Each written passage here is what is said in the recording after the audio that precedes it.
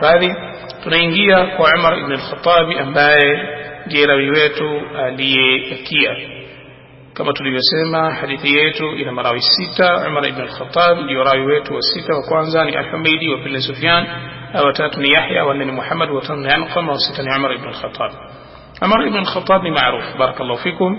Kwa hiyo yeye tutamzungumzia katika kipengele nyeti miongoni mwa vipengele vya fani ya hadithi ambavyo sisi tulisomeshwa na Sheikh wetu, nayo ni kutajiwa familia mbalimbali za maulama, familia mbalimbali za masahaba, tabi'in, atba'u tabi'in, atba'u tabi'in, tukatajiwa familia mbalimbali.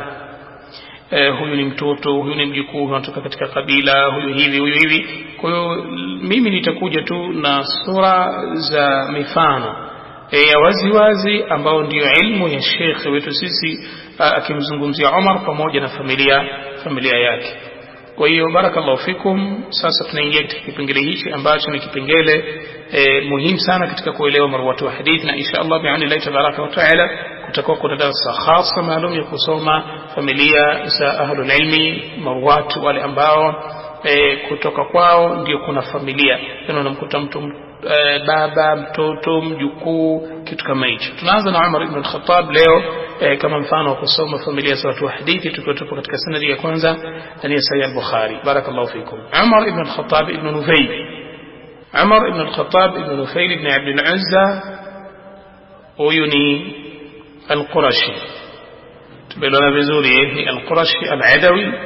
Laqab yake ni al-Faruq amirul mu'minin. لقب yake al-Faruq amiru al-mu'minin. Sahaba tabaka namba 1, masahaba wote tabaka yao ni namba 1.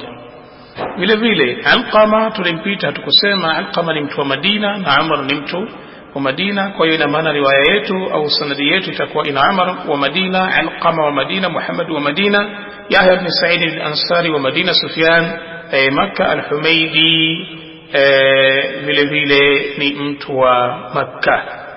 Kwa hiyo itakuwa na watu wawili wa Makkah na waliobakia watu wanne wote wa Madina. Barakallahu fikum. Kwa hiyo Umar ibn al-Khattab alifariki mwaka 23 Hijiria. Mwaka 20 na ngapi? Mwaka 23 alifariki mwaka 23 Hijiria katika mji wa Madina.